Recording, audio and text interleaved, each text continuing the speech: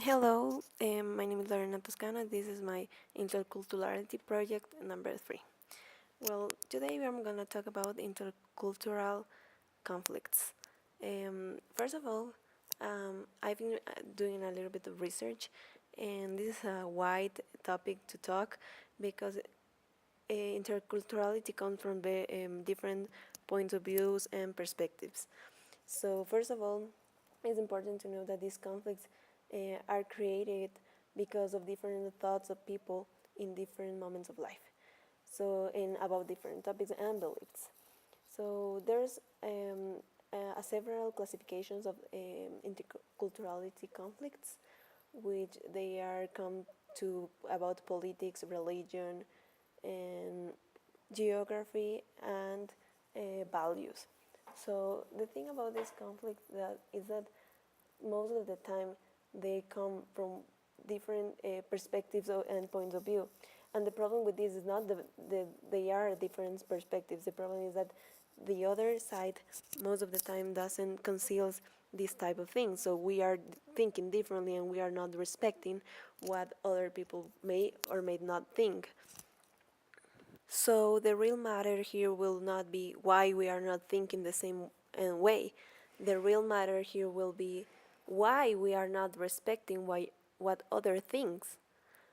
Because we are not going to be able most of the time to understand what are the beliefs of other people. But what we can really actually do is to respect others' opinions.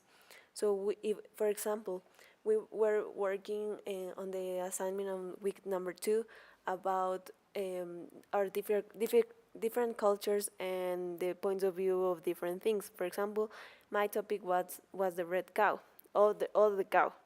So, in Judaism, the cow is seen as an object to be used in some projects. But the thing is that, for example, in Hinduism, is seen as a god or as something really special.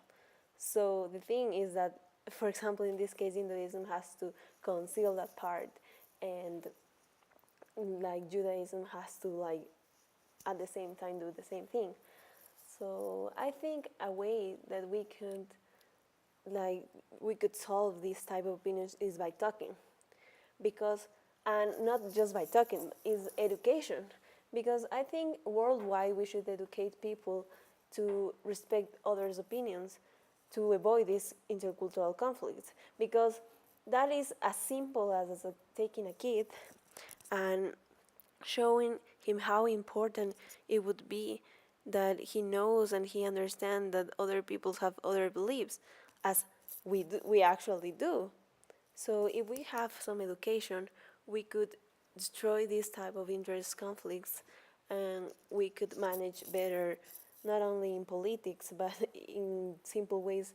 For example, an example that what happened to me while I was living abroad, it was that I had an kind of it was an intercultural conflict, because I was trying to ask permission so my brother could visit me, and the thing was that I was not having at that moment great relationship with my brother.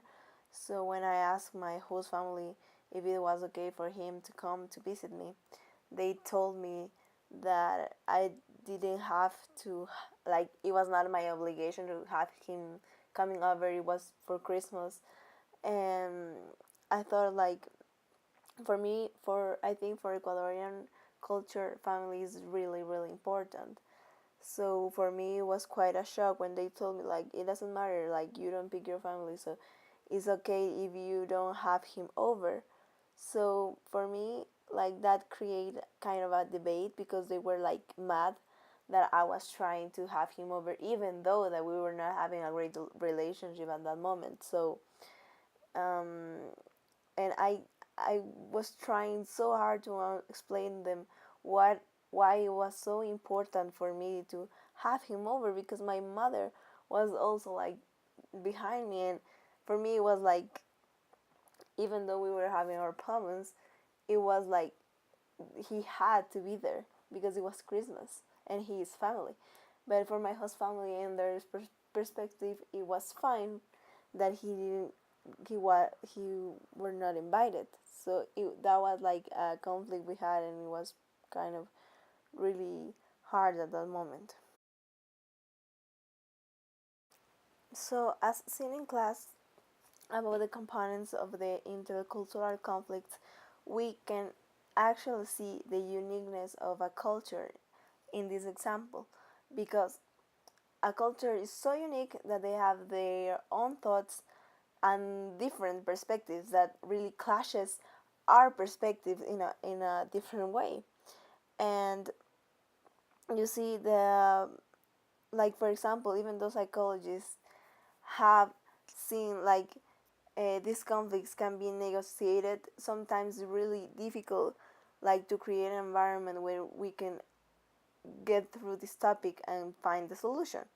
That's why we have to go to mediations where we can actually go through the universal solution of things.